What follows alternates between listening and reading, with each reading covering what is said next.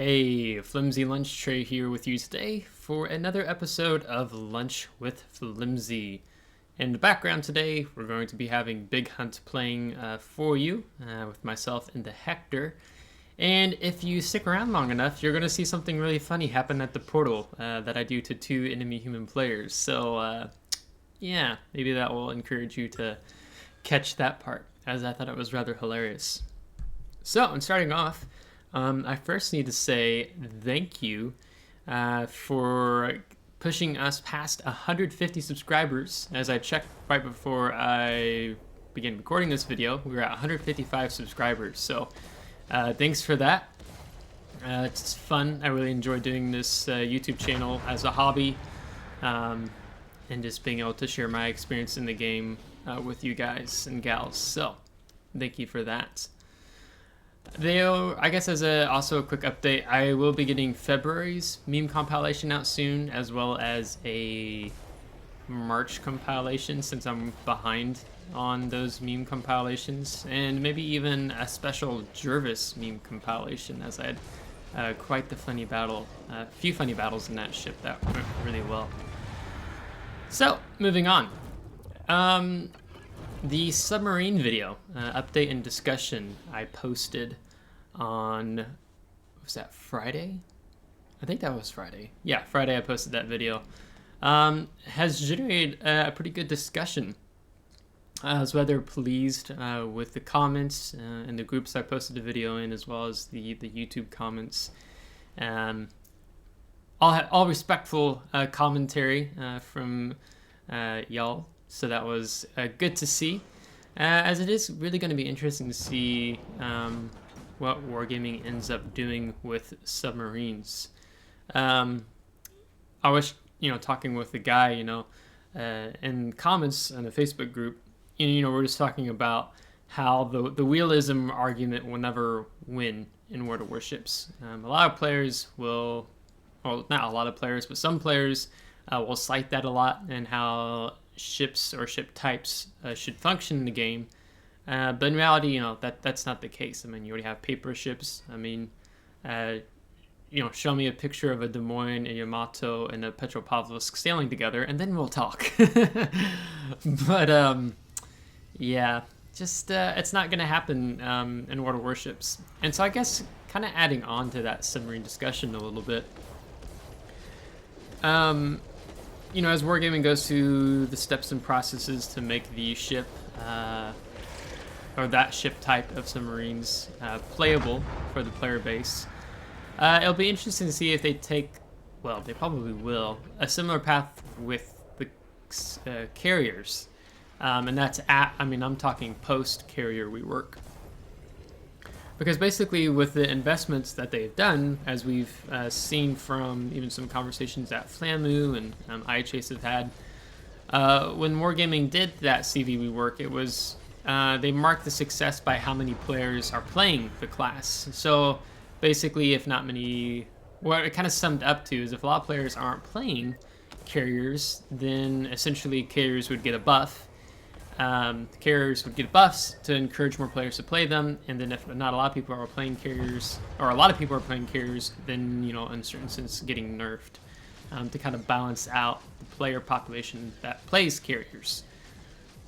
And so I wonder if that is also going to apply to submarines, where you will have, as when Wargaming does eventually introduce, submarines, if a lot of players aren't playing submarines, then how far is Wargaming going to go, perhaps, in buffing submarines so that more players will partake in it, so on and so forth?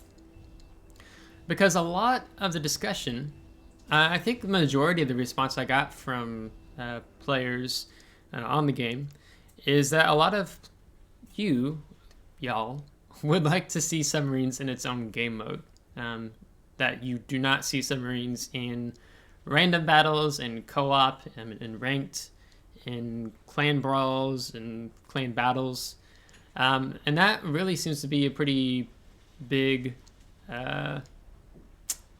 majority consensus from those who interacted with the video and the post I made. And I guess it's kind of good to see that. I mean, for me, like, I'm not a huge fan of submarines, but as another player said, wargaming shouldn't make it mandatory where we have to deal with submarines if, we just want to only fight surface ships. They shouldn't force us into that.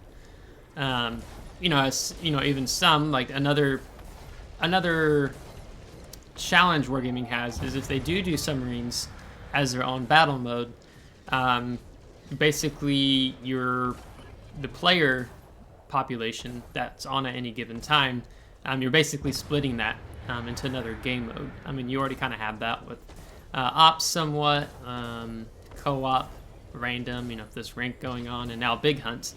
But adding another game mode can make the queue times potentially longer as you wait for players to line up.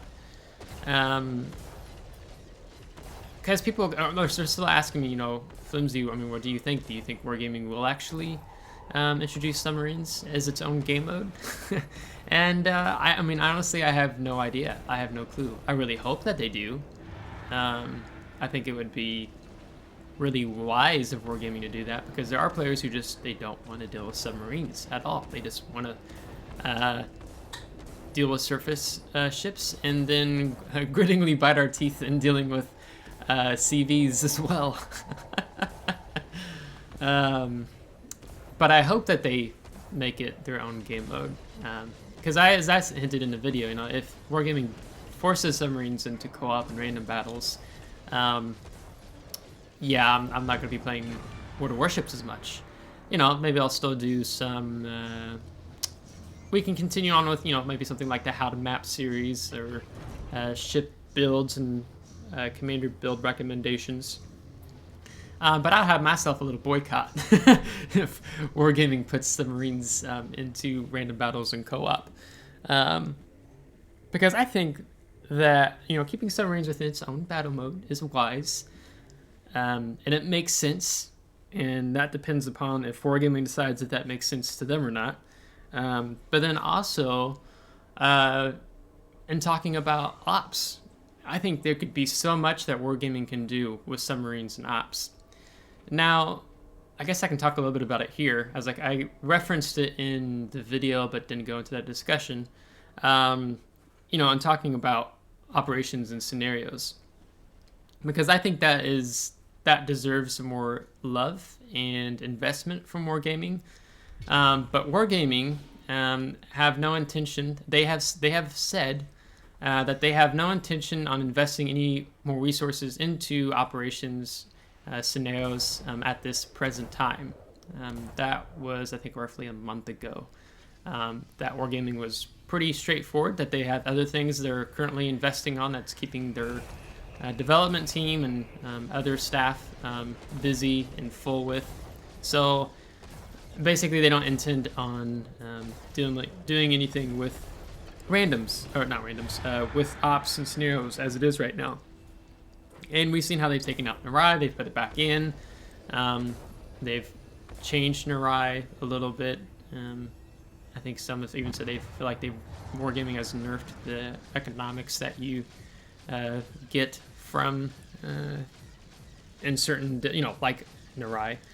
But wargaming will look to their spreadsheets, and players like, hey, do more with operations, do more with scenarios. And wargaming, they'll go and they look at their spreadsheets and say, why do we want to invest in scenarios when so few players play scenario battles?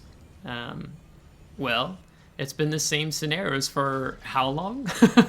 I mean, you can, riding the horse is fun, but if the horse, I don't know what type of analogy I want to make, but there's only so much you can do with that when you keep, when you don't do anything new, interesting, or bring in new maps or new different scenario game modes. Something like you could see with submarines that might actually pique player interest, where players actually like, hey, I want to invest more in operations because we've got submarines in them now. They've got these special submarine ops. I mean, you even in the past, before my time, there was was it 3 or 4 other scenario operation battles that are no longer in the game. I think one of them was like Operation Dynamo. And so these different scenarios that players really liked and enjoyed doing, but now those aren't in the game any longer. Wargaming took them out. I don't know why their reasoning was for taking them out. I haven't really looked into that to see if they had a response on that. But I don't know. I just feel like there's certain things that they could be doing more with operations and scenarios. And actually, I have a video I'm going to be doing on that soon. Not on this specific same train of thought, but how wargaming could benefit more from ops. It's something that wargaming has been given feedback on by players, even players within my own clan. So I'll be chewing on that in an upcoming topic video. So yeah, I don't know. It's just going to be interesting to see what wargaming does with submarines in World of Warships. Basically, the sky's the limit when it comes to imagination on what type of things that wargaming may or may not decide to do with how they introduce the ship into the game. Or ship class, ship type. So yeah. Don't know if I want to spend much more time talking about submarines at the moment. But yeah. We'll just have to see kind of how I, summed up the submarine discussion topic video. Big Hunt has been a nice change in pace. Kind of going into it, it was interesting to see how they changed the battle points this time around and how you can get different rewards in the armory. So for myself, I was really working towards getting those corporation tokens. So I have this is the Oland. So this skin, permanent camouflage, I have for the Oland now. I don't have the Oland yet, but I used corporation tokens to buy it, as well as the Akazuki. So that'll save me some camouflages and what have you. And it was nice to see that actually Wargaming decided hey, we're going to change things up for this round of Big Hunt, previously also called Key Battles, where you can division up with your clanmates or just friends into battle. Then you find each other once you're logged in, you spawn in the game and division up. So that was a really good move of seeing Wargaming doing that.